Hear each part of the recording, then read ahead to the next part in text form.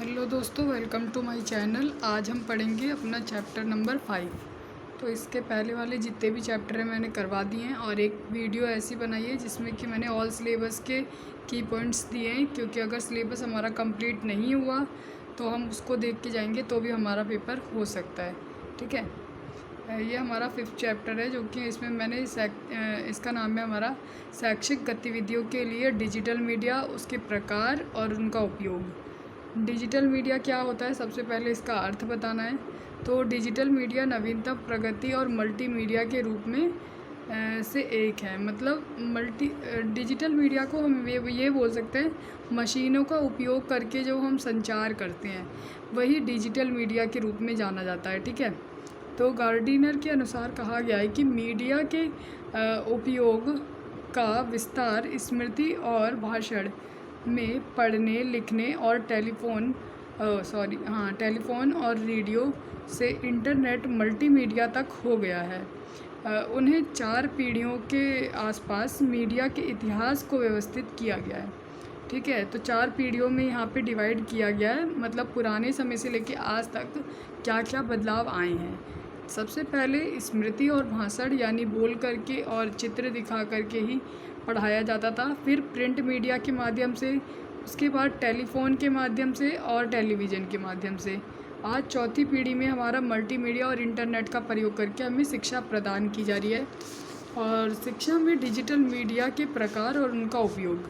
तो शिक्षा के क्षेत्र में प्रौद्योगिकी यानी कि तकनीक का उपयोग विशेष रूप से कोविड-19 महामारी के मद्देनज़र शिक्षा पूरी तरह से ऑनलाइन हो जाने के बाद ही एक अनिवार्य घटक बन गया। और शोध और रुझान डिजिटल शिक्षा के अपार लाभों को दिखाते हैं और शिक्षा के उन डिजिटल रूपों को दृढ़ता से उजागर भी करते हैं जो कि भविष्य में सामान्य तौर पर लौटने के बाद भी बने रहेंगे। कुछ महत्वपूर्ण और अक्सर उपयोग किए जाने वाले डिजिटल मीडिया टूल्स हैं जिनकी नीचे चर्चा की गई है। तो कौन से टूल्स हैं, इन्हें हम प्रकार भी कह सकते हैं और इनका उपयोग कैसे हो रहा है। ठीक है, तो डिजिटल मीडिया जैसे कि हमारा टेलीकॉन्फ्रेंसिंग है, तो टेलीकॉन्फ्रेंसिंग का उपयोग हम किसके लिए करते हैं, जब हम किसी दूर दराज बैठे 2 लोग आपस में बातचीत करना चाहते हैं, है ना।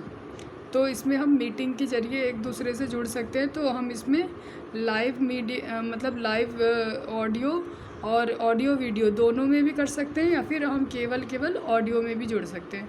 ठीक है, मतलब एक तरीके से मतलब इसमें दूर दराज बैठे हुए लोग एक स्थान पर बैठ के अपनी लाइव मीटिंग कर सकते हैं। ठीक है, और रेडियो में क्या है, तो रेडियो रेडियो के माध्यम से हम कोई भी स्पीच वगैरह सुन सकते हैं, है ना। यह रेडियो तरंगों का उपयोग करके संकेत और संचार करने की तकनीक होती है। रेडियो तरंगे 30 हर्ट्ज से लेकर 300 गीगाहर्ट्ज के बीच आवृत्ति की विद्युतीय चुंबकीय यानी कि एक विद्युतीय चुंबकीय तरंगों के माध्यम से जुड़ा होता है।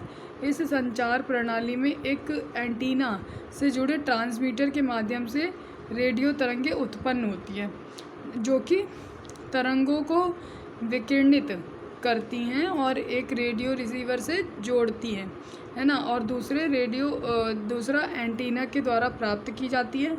और इसका उपयोग संचार के एक महत्वपूर्ण माध्यम के रूप में किया जाता है। और टेलीविज़न इंटरनेट तक पहुंचना भी बाकी रह गया है। मतलब जब हमारा टेलीविज़न इंटरनेट नहीं हुआ करता था तो रेडियो के माध्यम से हम एक जना हमें संचार भेजता था और दूसरे हम रिसीवर होते थे प्राप्त करने वाले। तो एंटीना के माध्यम से हमें मतलब विद्युतीय चुंबकीय के माध्यम से जुड़ा होता था एंटीना, और उसके माध्यम से हमारे तक सूचना पहुंचाई जाती थी। जब इंटरनेट और टेलीविज़न नहीं हुआ करता था तब के बारे में बताया गया है। अगला है संदेश। तो संदेश हम अलग अलग प्रकार से भेज सकते हैं। तो संदेश में हम यहाँ पे बोल सकते हैं कि जो हमारे मतलब कि क्या कहते हैं, सोशल मीडिया प्लेटफॉर्म्स हैं उसके माध्यम से हम संचार एक दूसरे से कर सकते हैं।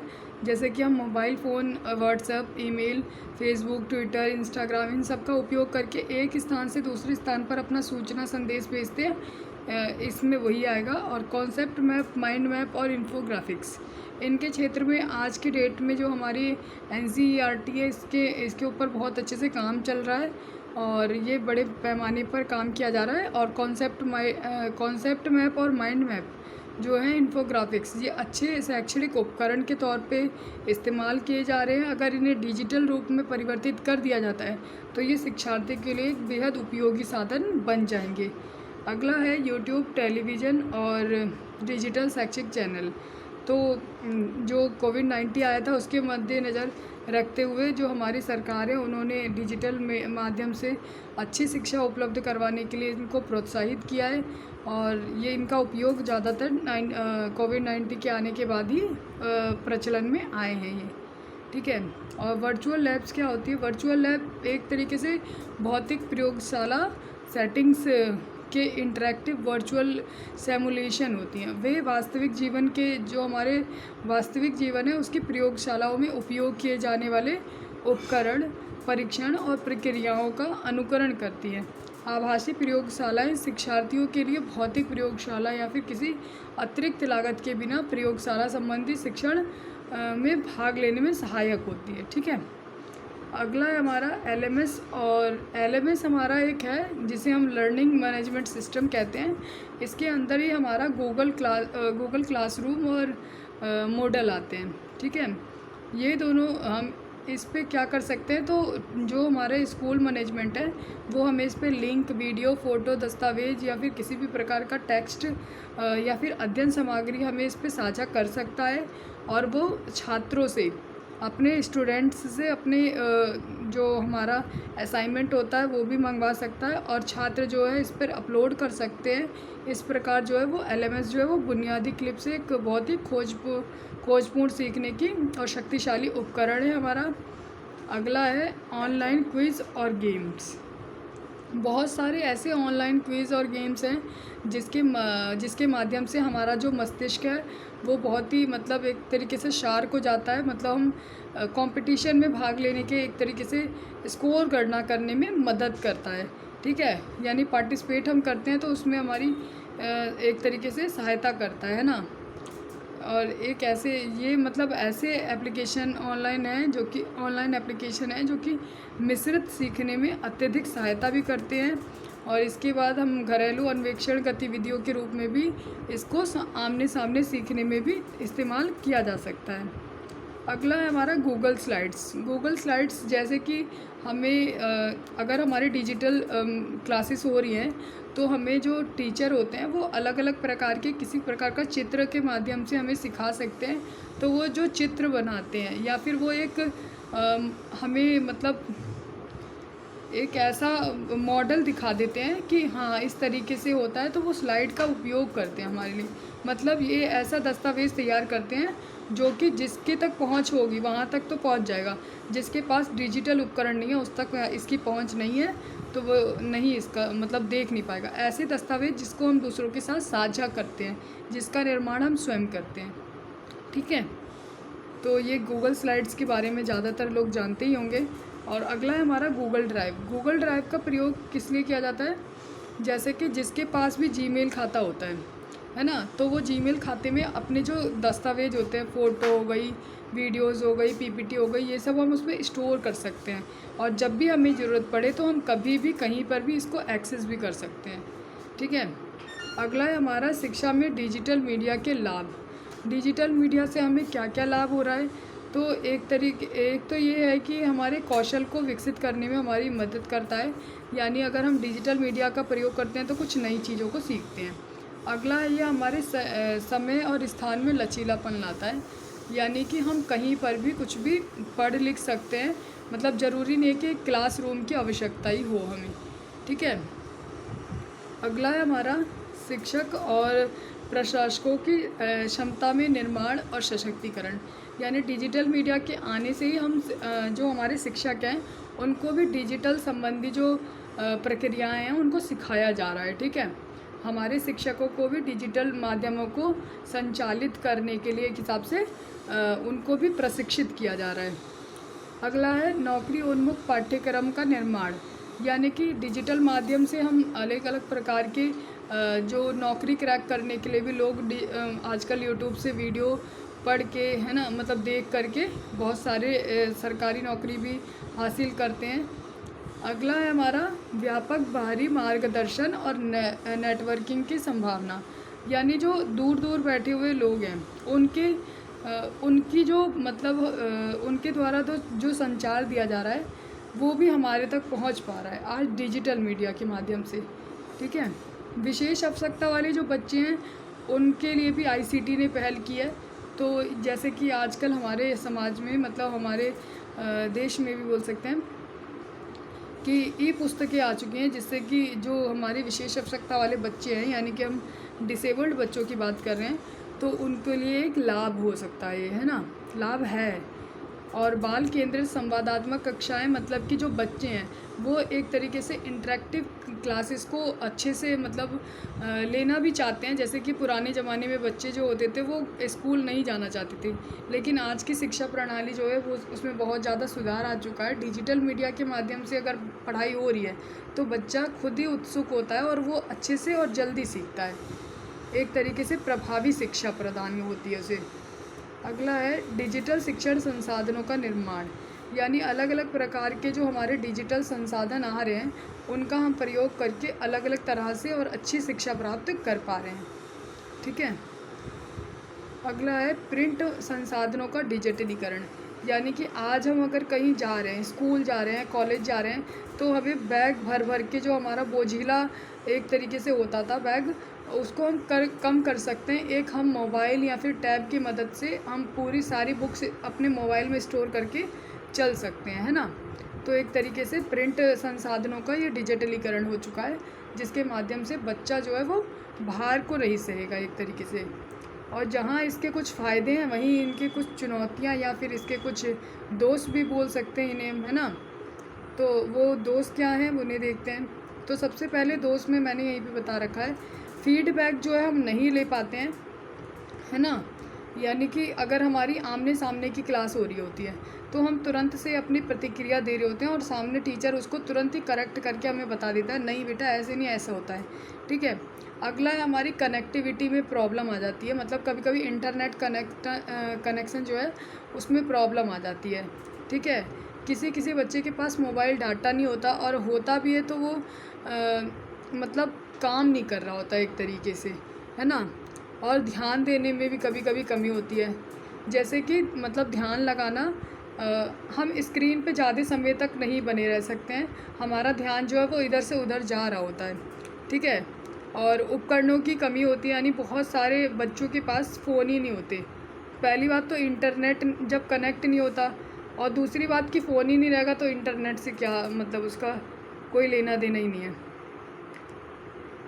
और यहाँ पे हम कह सकते हैं कुछ शिक्षक ऐसे होते हैं जिनके पास डिजिटल उपकरण का मतलब इस्तेमाल करने का मतलब एक तरीके से कह सकते हैं उनके पास डिजिटल उपकरण करने का मतलब साधन ही नहीं होता, ऊपर से मतलब उनको आ नहीं रहा होता, मतलब एक तरीके से शिक्षा नहीं होती, उनको प्रशिक्षित नहीं किया गया होता डिजिटल उपकरण का उपयोग करने के लिए।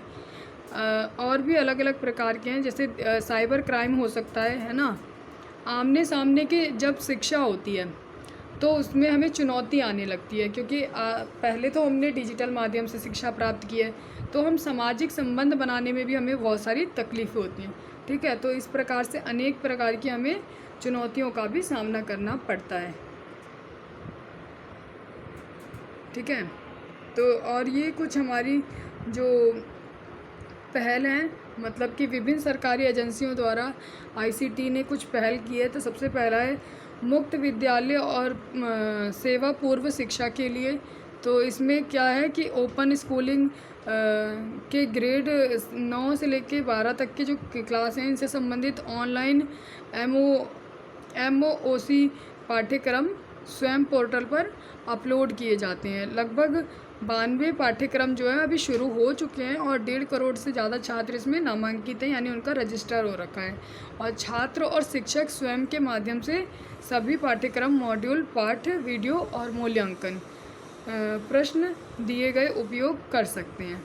अगला है हमारा एक और पहल की गई है जो कि है ऑन एयर में क्या है कि जो दूर दराज के छात्रों के लिए दूर दराज के क्षेत्रों में उन बच्चों के लिए रेडियो प्रसारण का उपयोग करके किया जाता है जो कि ऑनलाइन नहीं हैं और प्रसारण गतिविधि आधारित शिक्षण पर ध्यान केंद्रित करने में उन्हें तकलीफ़ होती है, मतलब कि एक तरीके से समस्या होती है।